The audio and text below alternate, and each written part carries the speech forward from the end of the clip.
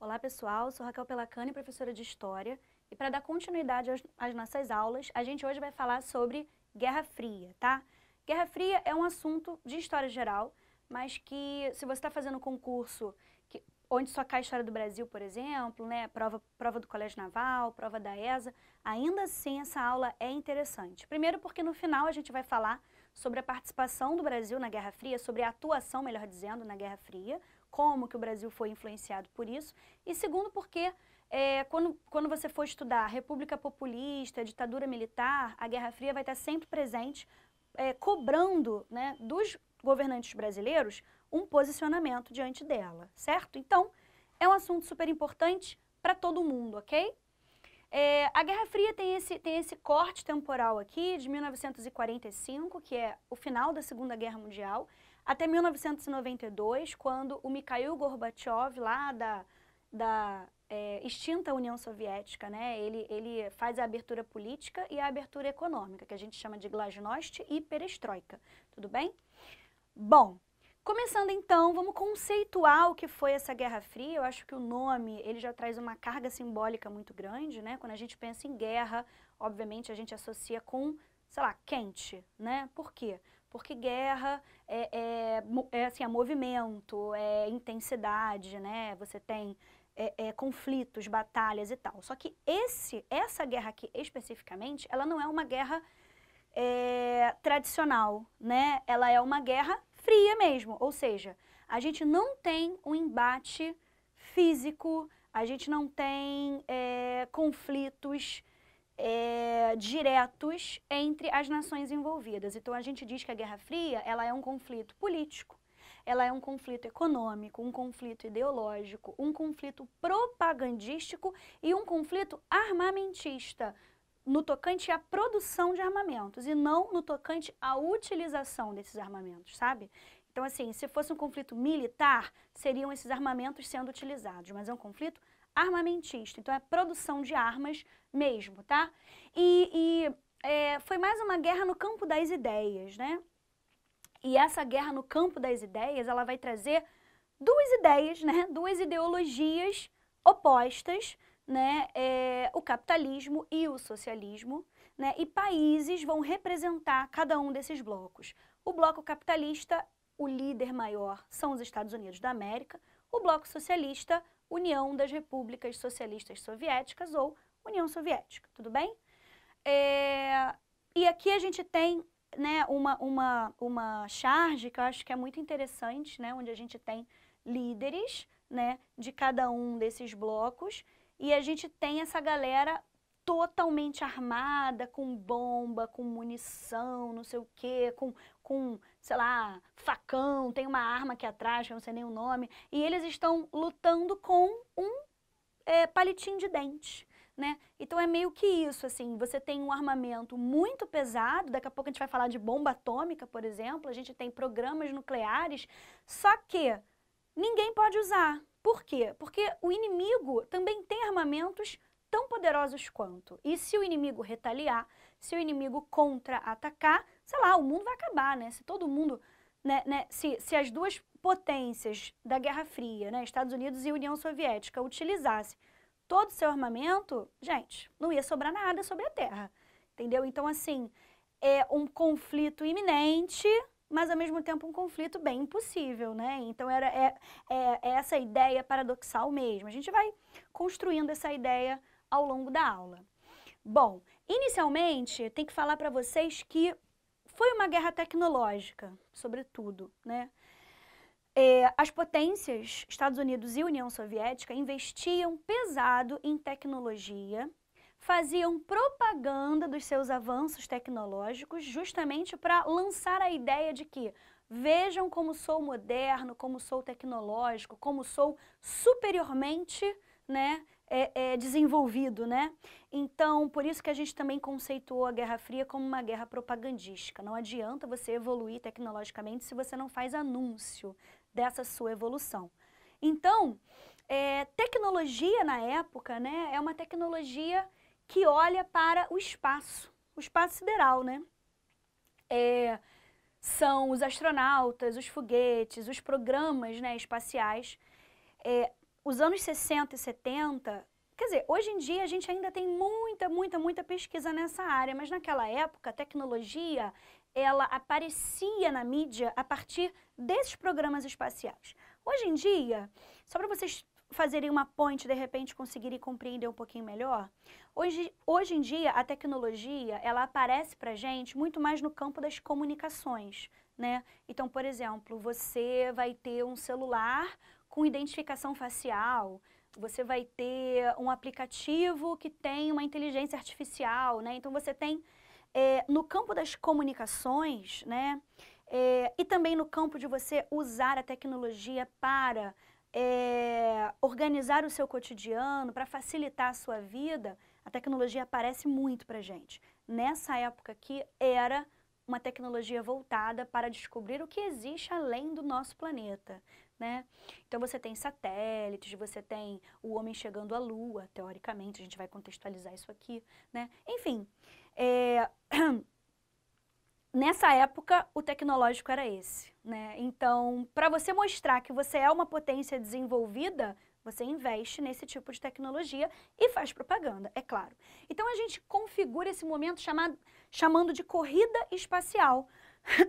Por quê? Porque era uma corrida mesmo, União Soviética e Estados Unidos, um tentando superar o outro freneticamente, tá? Então eu trouxe aqui alguns aspectos importantes, não são todos, não caberiam nesses slides, mas alguns aspectos importantes para vocês terem a noção dessa corrida, tá? Em 1957, a União Soviética inicia essa corrida espacial, lançando o primeiro satélite artificial do nosso planeta, que é o Sputnik, né? Então, aí os Estados Unidos já ficaram assim, cara, que absurdo, eles têm um satélite artificial e a gente não. Então, no ano seguinte, os Estados Unidos lançam seu próprio satélite, o Explorer 1, e criam a NASA, né? Que é uma agência do governo norte-americano, ou seja, algo que os Estados Unidos, nunca faziam, né? Porque eles são Estado mínimo, eles não se envolvem e tal, mas, por conta da Guerra Fria, eles criam, né, uma agência governamental para o desenvolvimento de programas espaciais, que é a NASA, que existe até hoje, né? No ano seguinte, em 59, os soviéticos lançam a Luna 2, né, que é a primeira sonda espacial a atingir a Lua. Então vocês estão percebendo que a União Soviética até saía na frente nesse contexto aqui de corrida espacial. Ah, professora, mas eu já vi tantos filmes dizendo que os Estados Unidos estavam na frente. Filmes produzidos pelos Estados Unidos, né? Obviamente, nós aqui no Ocidente, né, totalmente americanizados, totalmente, sei lá, doutrinados, né, culturalmente a aceitar os enlatados americanos, né, como a gente diz, como o Renato Russo falou em algumas músicas, né, essa do Legião Urbana. É isso, assim, a gente está acostumado a comprar essa ideia. Só que, em muitos aspectos, a União Soviética era bem mais desenvolvida do que os Estados Unidos. Em outros aspectos, os Estados Unidos eram mais desenvolvidos que a União Soviética, né? Mas essa sensação que a gente às vezes tem, né, que vem através de, sei lá, expressões culturais, cinema, música e tal, livros, essa sensação de que os Estados Unidos saíam sempre na frente, isso é mentiroso, nem sempre, tá? Como nesse caso aqui. Em 61, a União Soviética lança o primeiro homem a orbitar a Terra, né? É o astronauta Yuri Gagarin. Ele vai dar a volta na Terra inteira numa nave espacial chamada Vostok 1, tá? Em 61 também, os Estados Unidos não conseguem enviar ninguém para o espaço, mas eles vão anunciar um projeto, que é o projeto Apollo. Isso em 61. Esse projeto prometia o seguinte: nós vamos enviar o homem até a Lua até o fim dessa década. Então eles tinham até 69, né, para o projeto Apollo conseguir fazer alguém chegar na Lua, tá? Beleza. Aí, obviamente, que houve? Tá. Aí, obviamente, em 69, né, no ano derradeiro, a gente tem aquelas imagens clássicas, né, do Neil Armstrong pisando na Lua e dizendo: é um pequeno passo para o homem, mas um grande passo para a humanidade, não sei o quê. Obviamente ele vai e finca a bandeirinha dos Estados Unidos da América, né, como uma conquista, assim, muito simbólico, né, uma conquista da Guerra Fria, talvez seja uma das cenas mais simbólicas da Guerra Fria. né? E aí, tadinho, né? O Edwin Aldrin também, eu falei só do Neil Armstrong, mas é porque o Aldrin ficou dentro do foguete, tadinho, sacanagem, né? O outro vai lá, pisa na lua e tal, e ele fica lá no foguete, ninguém lembra dele, mas ele estava junto também. O que acontece? A gente observa que existem algumas teorias da conspiração dizendo não, ele não chegou na Lua e tal, aquilo foi uma imagem feita em estúdio para você lançar essa ideia e tal, de que eles de fato conseguiram, nananã. Bem, Raquel, chegaram na Lua? Não chegaram na Lua? Vamos dar uma olhadinha aqui nas imagens, tá? Aqui a gente tem o Yuri Gagarin, né, que foi o cara que fez a órbita na Terra. E aqui o Neil Armstrong, né, no solo lunar, com a bandeirinha dos Estados Unidos. E aí a gente tem algumas questões, né? Raquel, eu já li que é um absurdo a bandeira flamejar se na Lua não tem vento. Por conta, né, eu não saberia explicar, gente, desculpa, tem que ver com o professor de física, mas por conta de gravidade e tal, sei lá. Se liga, na real, a bandeira, tadinha, ela não tá flamejando, não. Existe um mastro vertical e também existe um mastro horizontal. Então a bandeira, ela só não tá caidinha porque ela está sendo sustentada. Uma outra coisa que dizem é, mas tem uma sombra da nave, gente. Da Lua você também consegue ver o Sol, sabe, assim. Né? O Sol, ele não desaparece se você chegar na Lua. Então é claro que a sombra vai existir também. Mas eu só estou refutando, né, os argumentos contrários. Agora, eu não estou garantindo para vocês que isso aqui não foi produzido em estúdio, por exemplo. Eu não tenho como garantir isso. Né? Existem algumas teorias que afirmam que, não, eles não chegaram nessa época. Claro que hoje em dia já, né? Mas nessa época não. Só que eles precisavam ter, cara, isso foi ao vivo para o mundo todo. É claro que União Soviética não, né? Mas isso foi ao vivo para o mundo todo, para a galera assistir. Então, assim, foi uma parada bizarra, né? A galera não acreditou. Nossa, você imagina em 69, tem alguém na Lua, tu olha para a Lua e pensa, tem um ser humano lá? Né? Então isso foi assim um golpe na União Soviética durante a corrida espacial. Tudo bem? Mas existem todas essas teorias, existe essa discussão aí. Bom, além de corrida, né, espacial, a Guerra Fria também teve uma corrida armamentista, né? Tecnologia implantada em produção de armamento. Então, né, você produz armas cada vez mais poderosas de destruição em massa, né, super tecnológicas e tal, com alcances enormes, porém, você não pode utilizar porque o inimigo também está produzindo, né? Inclusive, a gente tem que pensar que a gente tem muita espionagem industrial, espionagem militar, a galera tá roubando as ideias uns dos outros, né? Aí eu até coloco aqui para vocês, né, que de forma gradativa, os dois países, né, Estados Unidos e União Soviética, foram incrementando os seus arsenais, né, vários dólares, assim, bilhões, trilhões de dólares foram investidos, né, munições cada vez mais poderosas, ambos os exércitos vão possuir milhares de soldados, super bem treinados, super bem armados. A galera estava se preparando para uma guerra que jamais iria acontecer. E, no fundo, todo mundo sabia disso, né? Os dois países vão ficar medindo força, vão tentar buscar produzir cada vez mais armamentos e fica nessa coisa, né? Você tem muito armamento, você faz propaganda do armamento que você tem, mas você sabe que não pode usar, tá? Então, a corrida armamentista tem a ver com isso. Bom, aqui a gente tem mais uma charge, né, que tem muito a ver com aquela primeira do palitinho de dente. Aqui a gente tem bombas atômicas, né, com a plaquinha não usar porque o inimigo pode retaliar. E os caras estão se enfrentando com um arco e flecha, né? Então você tem, é a mesma história do palitinho de dente, você tem armamentos pesadíssimos e você não pode utilizar. Eles só vão servir para você poder fazer propaganda de si mesmo, né? Bom, aí a gente tem aqui, a gente vai falar um pouquinho de geografia. Nas aulas de geografia vocês vão ver isso de uma maneira muito mais interessante. Eu só vou mencionar mesmo para que vocês possam fazer a relação, tá?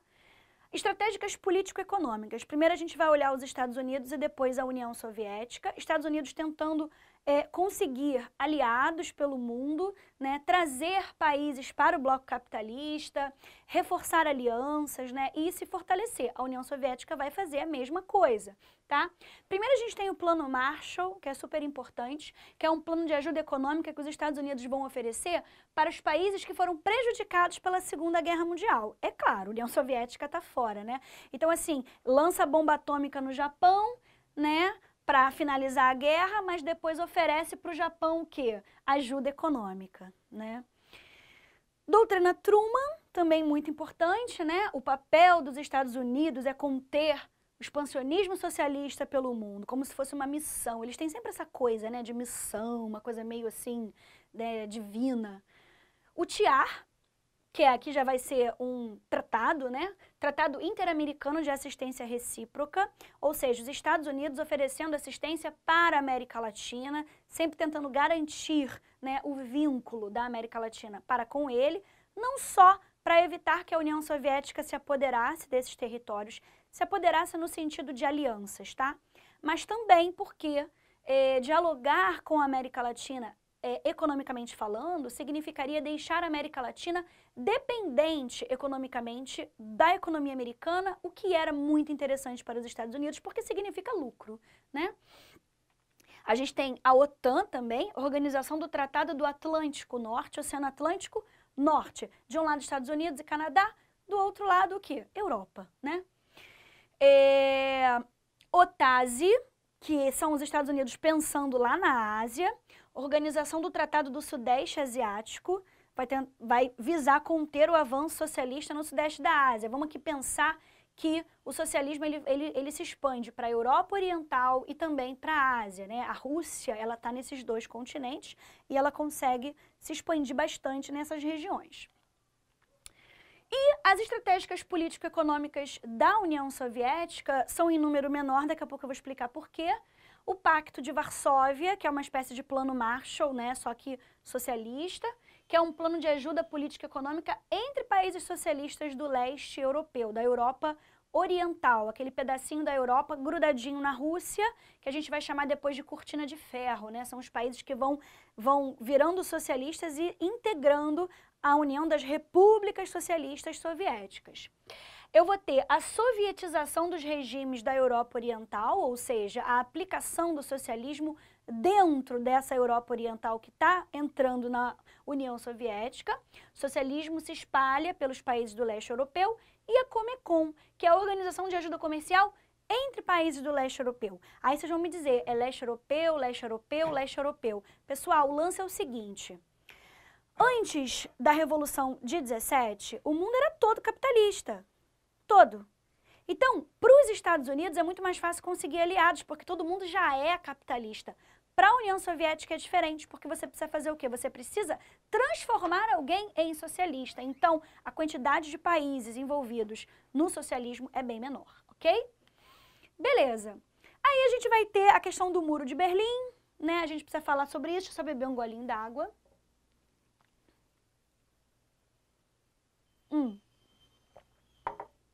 O Muro de Berlim é o grande símbolo da Guerra Fria, tá? Porque quando acaba a Segunda Guerra Mundial, como a gente já viu na aula, né, de Segunda Guerra, Berlim ela é a capital da Alemanha e ela é dividida entre Berlim Oriental e Berlim Ocidental. Berlim Oriental ganha um governo da União Soviética, um governo socialista, e Berlim Ocidental, né, um governo próprio capitalista. E aí o que vai acontecer, né? Quando é construído o Muro de Berlim, separando a parte oriental da cidade e a parte capitalista da cidade e a parte socialista da cidade, pensa assim, você tem uma estrutura física, você tem um muro de tijolo, um muro mesmo, que divide duas ideologias, o socialismo e o capitalismo. Não existe símbolo mais perfeito para a Guerra Fria do que esse, né? Então, quando o Muro de Berlim é erguido, você percebe a Guerra Fria, sim, latente. Quando em 89 você tem a queda do Muro de Berlim, o que você percebe? Olha ali a Guerra Fria acabando, né? Porque o grande símbolo está caindo, tudo bem? Bom, então eu trouxe aqui as 3 crises do muro para que vocês possam entender, né? A primeira, que é durante um ano, tá? Berlim Ocidental, capitalista, foi abastecida por vias aéreas pelos Estados Unidos porque o Stalin fechou as vias terrestres e não deixava o abastecimento chegar.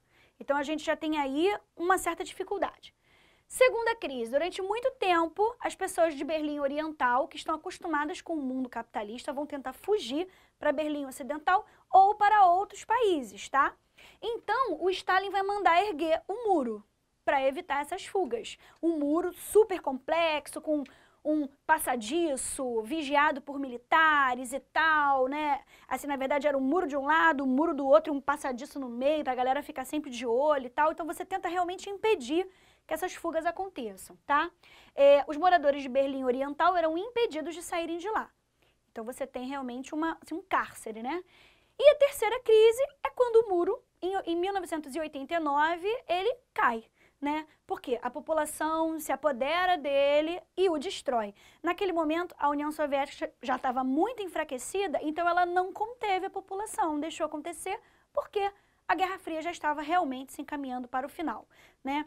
O fim oficial, o marco oficial de fim da Guerra Fria, como a gente falou lá no início, é 1992, quando a União Soviética de fato deixa de existir.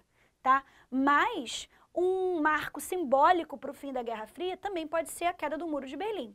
Por isso que às vezes vocês vão ver também essa data para marcar o fim da Guerra Fria, 1989. Tudo bem? Seguindo então, a gente tem aqui algumas imagens do Muro de Berlim sendo erguido e do Muro de Berlim sendo destruído. Aqui algumas pessoas, né, porque aqui eu tenho uma parte do muro que ainda estava em pé, mas algumas outras partes ainda já estavam sendo destruídas e algumas pessoas se reencontrando depois de muitos anos, né, sem se encontrarem. E é interessante vocês observarem que a guarda soviética aqui em cima apenas observa, porque eles não têm ordem para impedir que o muro seja derrubado. Tudo bem? Estão desarmados, com as mãos para trás, né, mostrando realmente não enfrentamento.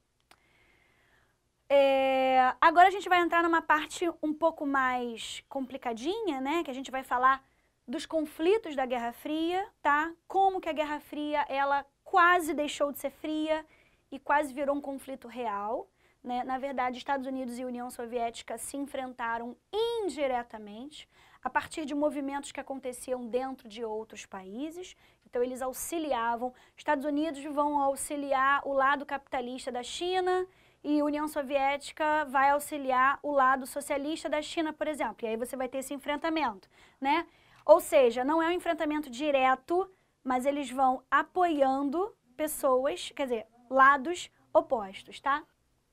Então, a gente tem aqui alguns movimentos, né? 4 movimentos são esses que a gente vai ver. 1949, Revolução Chinesa, 53, a Guerra da Coreia, 59, Revolução Cubana e, a partir de 65, a Guerra do Vietnã, tá? Nós vamos ver a participação tanto dos Estados Unidos quanto da União Soviética em todos esses conflitos. E uma coisa que vocês precisam ter em mente é considerar o contexto histórico anterior para poder entender por que esses movimentos aconteceram. Qual é o contexto histórico anterior? Imperialismo, tá? Essas regiões aqui, né, da Ásia e Cuba, no caso da América, a gente vai perceber que o imperialismo norte-americano, o imperialismo francês, o imperialismo inglês estava presente, tá? E aí, esses movimentos são movimentos de libertação desse imperialismo, onde a China, a Coreia, Cuba e Vietnã vão se libertar, né, desse contexto do imperialismo e vão propor um governo novo, né? Então, grupos radicais socialistas vão querer a implantação de governos socialistas nessa nova realidade pós-imperialista. E grupos, né, radicais capitalistas vão querer a implantação de realidades capitalistas. Então, a gente vai ter conflitos internos dentro desses países, né? E aí os Estados Unidos e a União Soviética vão apoiar os seus lados, né, correspondentes, tudo bem? Bom, aqui a gente tem, né, algumas fotografias bem icônicas, né, o Fidel Castro e o Che Guevara, que são líderes da Revolução Cubana, e aqui a gente tem o Mao Tse-tung, que é o líder da Revolução Chinesa, tá? Que são personalidades, assim, bem famosas, né, que vocês podem encontrar em prova e tudo mais. Vamos dar uma olhadinha em cada um deles, rapidamente. Bom, vamos em ordem cronológica, né? Sempre voltando, né, no contexto anterior. Olha aqui, ó, século XIX, imperialismo, dominação inglesa da China no contexto do imperialismo, tá? Então a China, ela era dominada pela Inglaterra nesse contexto do imperialismo. Em 1915, né, a gente tem uma dominação japonesa do território, então muitos enfrentamentos entre China e Japão. O Japão vai se aproveitar que a Inglaterra está participando da Primeira Guerra Mundial, a Inglaterra está com outras prioridades, deixa a China um pouco de lado, o Japão se aproveita desse momento e invade e toma alguns territórios chineses. Inclusive, a relação entre China e Japão até hoje é muito difícil, tá? Em 1921, surge dentro da China o Partido Comunista Chinês, que vai lutar, né, contra essa dominação japonesa, tá? Na região da Manchúria. Nos anos 30 e 40, sob a liderança do Mao Tse-tung, que foi aquele que eu mostrei na fotografia do slide anterior, através do Exército Vermelho, ou seja, um exército socialista, né, inspirado lá vamos lembrar da nossa aula, né, de Revolução Russa, inspirado lá no exército do Trotsky, né? Os comunistas, né, eles lutaram contra o governo chinês aliado aos dominadores japoneses. Então a gente tem um governo da China, e isso era característica do imperialismo, que era aliado, né, dessas nações imperialistas, no caso aqui do Japão. Então o Partido Comunista Chinês, ele vai lutar contra o próprio governo chinês, que ajuda a potência imperialista a dominar a China. Em 49, acontece um golpe de Estado desse Partido Comunista Chinês, né, com o apoio da União Soviética, é claro, e o Mao Tse-tung inicia-se no poder. Então a gente tem um governo maoísta, né, depois o Mao Tse-tung ele vai ser substituído por algumas outras pessoas, o Deng Xiaoping, por exemplo, e aí você vai ter até hoje a implantação de o que eles chamam de socialismo, né, na China, até hoje. Na verdade, já desvirtuou muito dos ideais socialistas já há muito tempo. O próprio Mao Tse-tung, ele vai ter um socialismo muito dele, que se você for lá na teoria mesmo, você vai ver que já não é mais socialismo, né? Que a gente chama de maoísmo. Bom, a gente tem nessa China socialista, né? A gente tem dois grandes aspectos que vale a pena comentar. Primeiro é o chamado Grande Salto para Frente, tá? Que é um projeto de transformação política e econômica. Você vai tentando sovietizar, né, planificar a economia chinesa, e a Revolução Cultural, né, que de Revolução Cultural não tem nada, na verdade é censura, é controle, né, controle cultural, político e ideológico da sociedade, o que é bem característico em qualquer ditadura. Em 1976, o Mao Tse-tung morre, tá? E o governo do Deng Xiaoping se inicia. Aí a China vai lentamente abrindo sua economia para o capitalismo, né? O que eles chamaram de socialismo de mercado, né? Que é o modelo econômico chinês até hoje, tá? Começa nos anos 70 com Deng Xiaoping e continua até hoje. Então, por isso que a gente entende que a China é socialista, beleza, mas as sedes das maiores empresas do mundo estão dentro da China, né, produzindo pra caramba. Então, né, na verdade, foi aquilo que eu falei, né, o socialismo já foi, assim, desvirtuado há muito tempo, tudo bem? Então, eles chamam de socialismo de mercado, que é um termo aplicável apenas para a realidade chinesa, ok? Aqui a gente tem algumas imagens importantes e famosas também, né, assim, da Revolução Cultural, o Mao Tse-tung, né? Todas as praças, todos os prédios tinham que ter a imagem dele. E aqui a gente tem a juventude maoísta, né, lendo aqui o manifesto do Partido Comunista e tudo mais. Então você tem toda uma doutrinação de gerações vindouras para que você possa manter, né, o apoio a esse governo, tá? Bom, seguindo na nossa linha do tempo, a gente vai chegar na Guerra da Coreia, de 1950. É claro que a Revolução Chinesa ela vai influenciar a Coreia, está muito pertinho ali na Ásia, uma da outra, né? Então, óbvio que essa influência ela é irrefutável, a gente precisa considerá-la, tá? Mas vamos voltar lá no contexto imperialista, né? Mais uma vez, lá no século XIX, nesse contexto, o Japão ele dominava politicamente a Coreia, tá? O Japão também é uma potência imperialista que está dominando a Coreia. Com a derrota do Japão na Segunda Guerra Mundial, ele vai dar aquela enfraquecida e a Coreia vai ser dividida entre as potências que venceram, que são quais, né?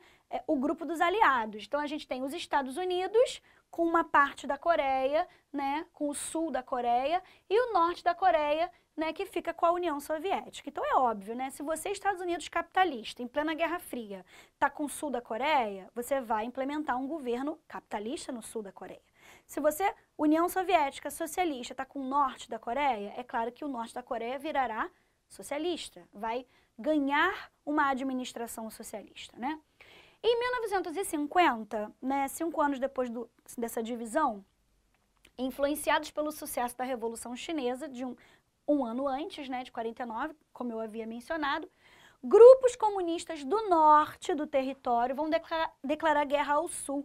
Qual é o objetivo? Levar o socialismo para o sul, unificando assim o governo coreano, tá?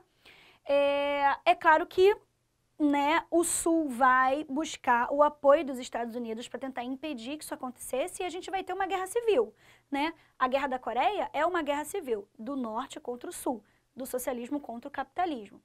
Os Estados Unidos, por sua vez, eles conseguem que a ONU, a Organização das Nações Unidas, cuja sede fica em Nova York, é claro, né? A ONU ela vai enviar tropas para impedir esse avanço norte-coreano socialista em direção ao sul. O Mao Tse-tung, líder chinês, obviamente, vai auxiliar a galera do norte. Para ele, que acabou de fazer a Revolução Chinesa, é muito interessante que o socialismo dê certo em alguns outros pontos, né? Principalmente ali na Ásia. Né? E aí, as tropas da ONU vão dar uma leve recuada, porque as tropas chinesas estão vindo de forma mais avassaladora, ok?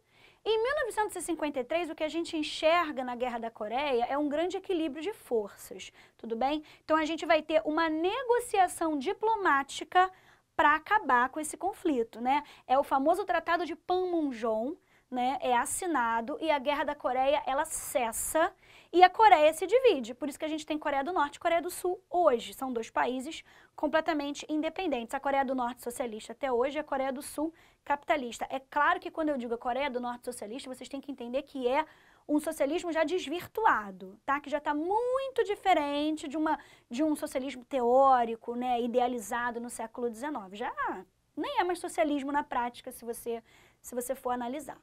Tudo bem? E aí você tem aqui, ó, a partir do paralelo 38, você tem essa divisão da Coreia do Norte para a Coreia do Sul. Interessante vocês perceberem também a influência das cores das bandeiras da União Soviética, né, para a bandeira, a questão da estrela socialista e tal. E parece até o símbolo da Pepsi, né, mas é só a bandeira da Coreia do Sul, as mesmas cores da bandeira norte-americana. Tudo bem? E algumas fotografias também que são muito famosas, né? No século XX a gente já tem um recurso, né, iconográfico muito mais interessante, que a fotografia já está muito mais difundida. Bem, seguindo nossa linha do tempo, agora a gente chega na Revolução Cubana de 59, que é bem mais famosa, né? Até porque está bem mais pertinho da gente, porque o Che Guevara acabou virando um grande símbolo também. Vamos voltar lá no século XIX, só que aqui a gente está falando de América Latina, né? O imperialismo, ele influenciou muito menos a América Latina, né? A América foi um alvo bem menor do que outros territórios como Ásia, África e Oceania. E o que a gente tinha em Cuba? Cuba ainda era colônia da Espanha. Quando eu falo colônia, não estou nem falando de imperialismo, não. Eu estou falando da época colonialista mesmo, do século XVI, século XV, Cristóvão Colombo, aquela coisa toda. Cuba ainda era uma colônia da Espanha. No século XIX, ela ainda não tinha se tornado independente. Em 1898, finalzinho do 19, Estados Unidos vão demonstrar interesse em dominar o território cubano. Então, o que eles vão fazer? Eles vão oferecer ajuda para Cuba se livrar da Espanha. Vem cá, Cuba, você não quer se tornar independente da Espanha, não? Deixa eu te ajudar, né? E aí você vai ter a guerra hispano-americana, porque os Estados Unidos vão declarar guerra para a Espanha. Com o apoio dos Estados Unidos, Cuba se torna independente, mas vira um protetorado dos Estados Unidos. Então, olha só que sujeira, né?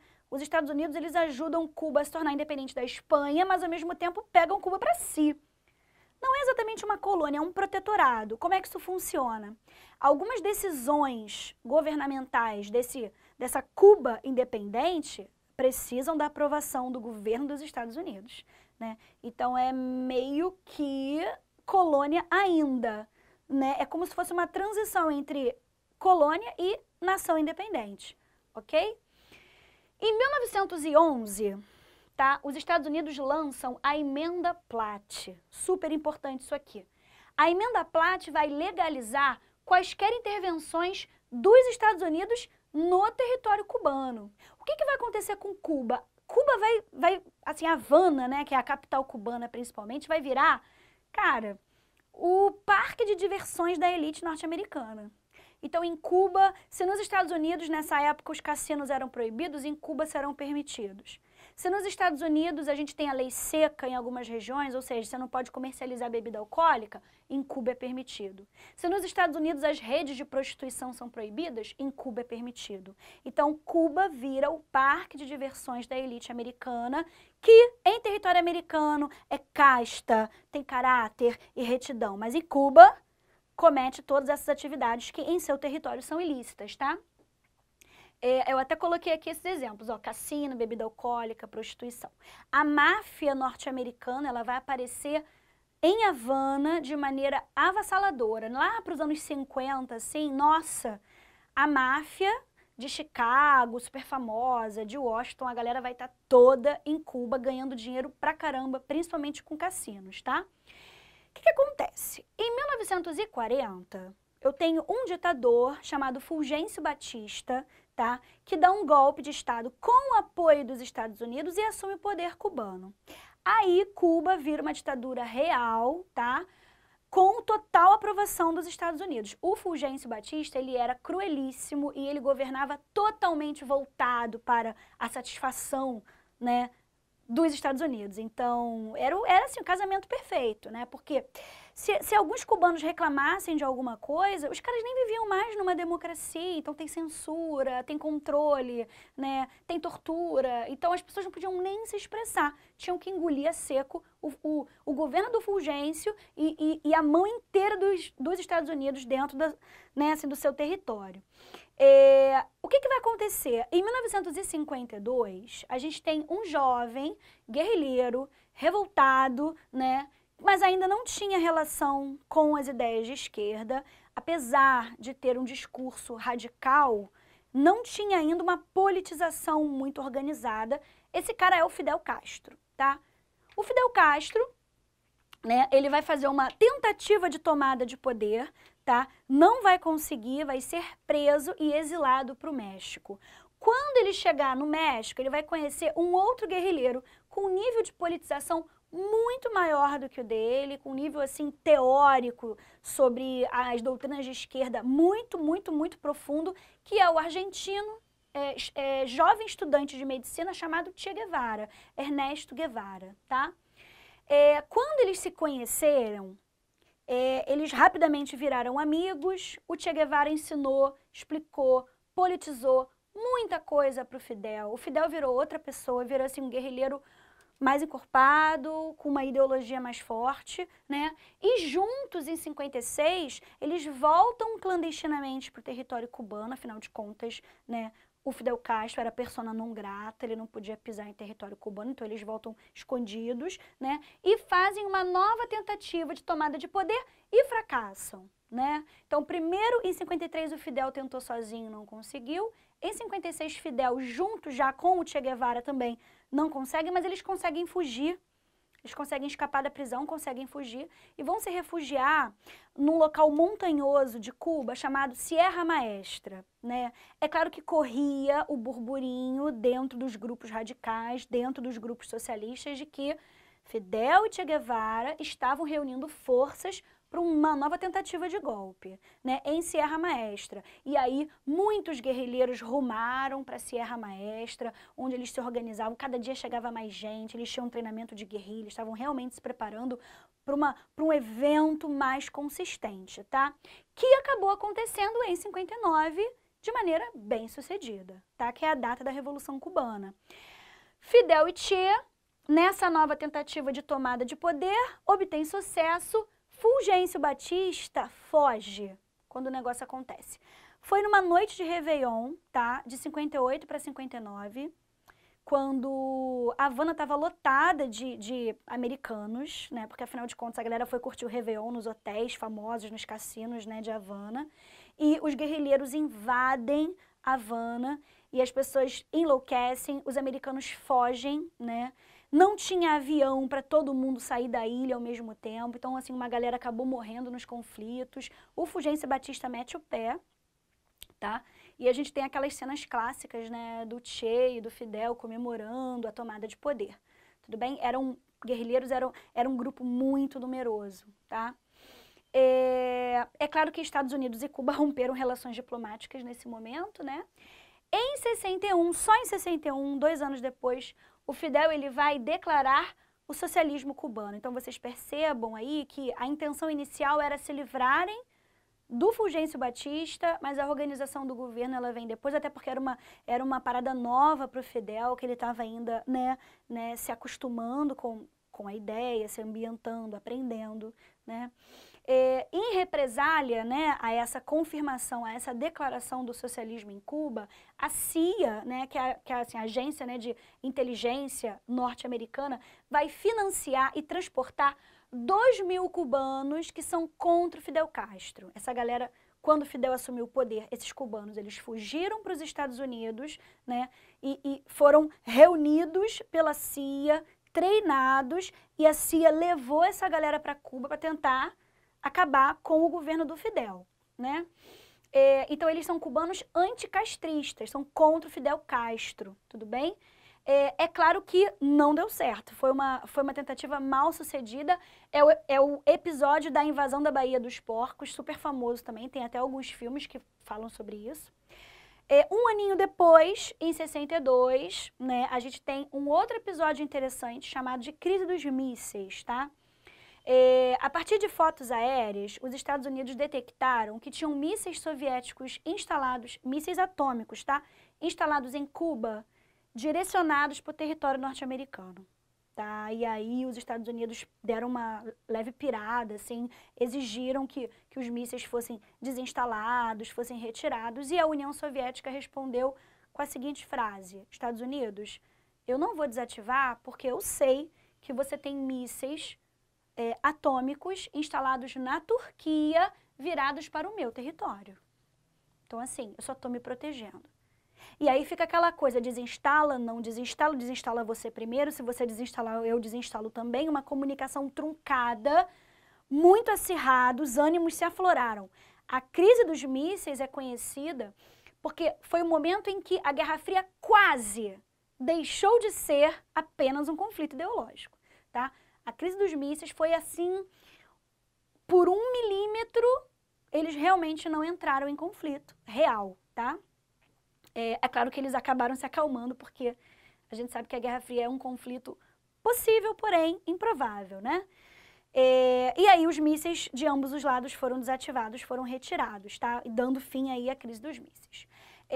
O Fidel Castro, ele ofereceu até um cargo dentro do governo para o Che Guevara. O Che Guevara não aceitou, porque ele não era um político, como ele dizia, ele era um guerrilheiro revolucionário, então ele não aceita o cargo, vai para Nicarágua, vai para outros territórios da América para ajudar outros movimentos de esquerda a obterem sucesso, né?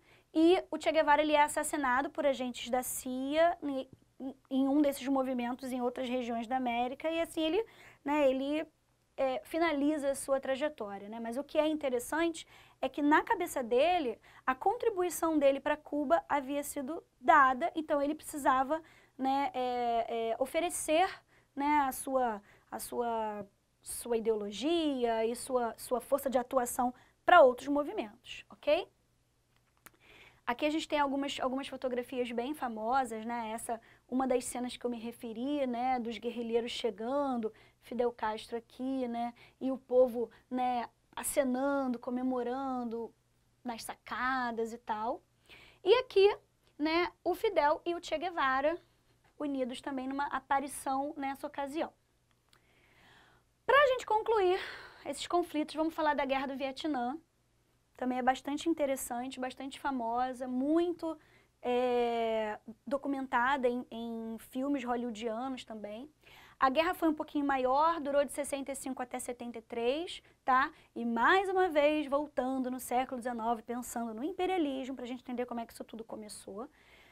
O imperialismo no Vietnã era francês, tá? Então, o Vietnã era uma colônia imperialista francesa no século XIX. E em 1940, durante a Segunda Guerra Mundial, a gente sabe que a França estava envolvida. E o que acontece? Logo em 1940, na Segunda Guerra, a França é dominada pelos nazistas. Então, ela meio que perde controle sobre as suas colônias, né? E o que vai acontecer? O Japão invade e toma o Vietnã. Tá? A gente tem que pensar que o imperialismo japonês ele era contra esse imperialismo francês, o imperialismo inglês, porque na Segunda Guerra Mundial, França e Inglaterra estão de um lado, Japão está do outro, certo? Em 1945, enfraquecido, porque o Japão perde a Segunda Guerra, ele vai desocupar o Vietnã. Ele vai receber bombas atômicas na cidade de Hiroshima e Nagasaki, não tem condição de lidar com questões externas. Tudo bem? E os vietnamitas já estão crentes que estão o quê? Independentes, porque pensa comigo. Os caras eram dominados pela França, tá? Aí o Japão vai lá e toma o território da França. Aí o Japão vai lá e abandona o território. O que os caras pensam? Caraca, não sou dominado por mais ninguém. Mas na opinião da França, o Vietnã é dela ainda. O Japão tomou, mas agora o Japão largou o osso, ela vai lá tentar pegar o osso de volta. Então, o que vai acontecer em 46? A gente vai ter uma crescente volta dos franceses para o Vietnã, né? Porque na cabeça deles a guerra acabou, o Japão perdeu, agora o Vietnã volta a ser nosso, né? Muito insatisfeitos, é claro, já acreditando que estavam independentes do contexto do imperialismo, os vietnamitas vão iniciar uma expulsão dos franceses, que só vai ser consolidada em 54, na Batalha de Dien Bien Phu, ou seja, um tempão depois. É um trabalho árduo para você expulsar os franceses todos dali. Em 55, é assinado o Tratado Paz de Genebra, muito importante também. O que vai ser estabelecido no Paz de Genebra? Olha só. Primeiro, que a França vai reconhecer a independência do Vietnã. Isso é super importante, né? Depois dessa expulsão dos franceses em massa, né? Que apesar da França ter vencido a Segunda Guerra, ela está endividada, ela está devastada, ela foi dominada pelos nazistas a guerra quase toda. Então ela meio que aceita que o Vietnã se torne independente. E o Vietnã é dividido em Vietnã do Norte, porque a galera queria a adoção de um governo socialista, e Vietnã do Sul, né? Para a galera que queria o governo capitalista, parecido com o que aconteceu na Coreia. Houve um plebiscito para que a população estivesse de acordo com as medidas estabelecidas, a galera votou, reconheceu, ficou tudo bem. Então, Paz de Genebra, só que por pouco tempo, né? Em 56, o Vietnã do Sul, né, vai cancelar o plebiscito, não concordando com o socialismo do Norte. Né? O que aconteceu na Coreia foi o contrário, né? O Norte queria levar o socialismo para o Sul. O que aconteceu aqui no Vietnã foi o Sul querendo cancelar o socialismo do Norte, querendo levar o capitalismo para o Norte. É um movimento oposto, tá? Vietnamitas do Sul passam a contar com o apoio dos Estados Unidos, é claro que vão entrar no conflito e vai ser a pior coisa que os Estados Unidos vão fazer. É participarem dessa guerra, porque eles vão perder, já vou dar spoiler, dane-se, eles vão perder, tá, o conflito e eles vão ser absurdamente humilhados. Até hoje, a Guerra do Vietnã é um fantasma que assombra o exército americano, tá? Então, eles, como eu já falei, né, dei spoiler, eles fazem parte do conflito. Em 73, os Estados Unidos, junto com os vietnamitas do Sul, são vergonhosamente fracassados pelos socialistas do Norte, que vencem a guerra, tá? Então, o Vietnã, ele é reunificado, ele não fica assim separado igual a Coreia ficou até hoje. O Vietnã passa a ser unificado e adota o socialismo para este novo governo. Raquel, como foi possível os Estados Unidos perderem a guerra do Vietnã? Tem alguns detalhes bobos, né? Os vietnamitas, eles adotaram uma parada arcaica que os Estados Unidos não imaginavam que iriam enfrentar, que são as trincheiras lá da Primeira Guerra Mundial, né?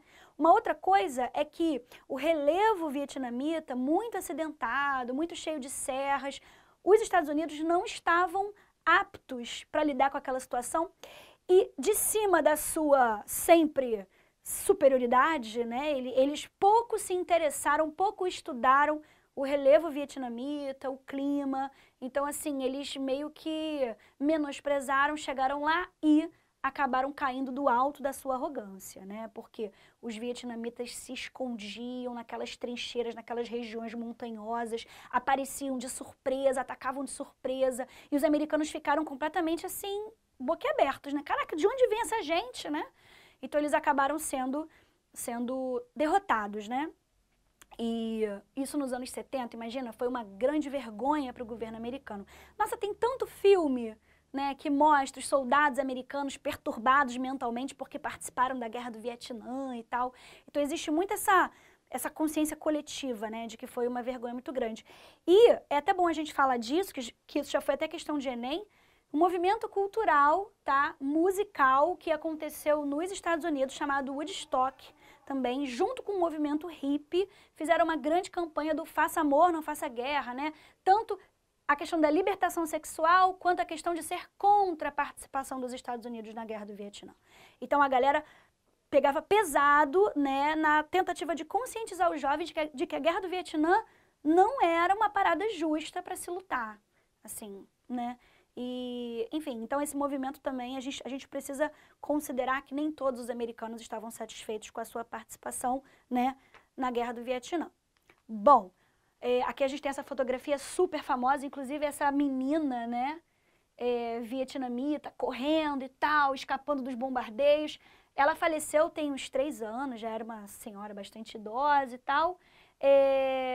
E aí, no ano do falecimento dela, caiu essa fotografia no Enem falando sobre a Guerra do Vietnã, obviamente. Então é legal a gente também ficar ligado nisso, porque às vezes é muito fácil, sabe, identificar que algum conteúdo vai aparecer.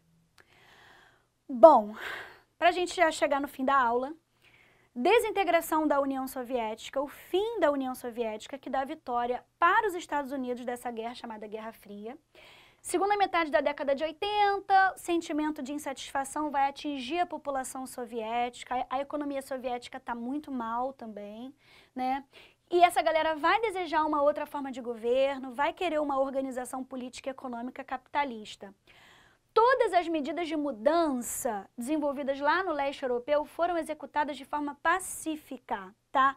A dessovietização pacificamente aconteceu e isso vai levar ao desmembramento do bloco socialista na Europa. Então a União Soviética deixa de existir, a gente volta a ter Rússia, a gente volta a ter Ucrânia, a gente volta a ter, sei lá, Eslovênia, Eslováquia, vários países soltos, né?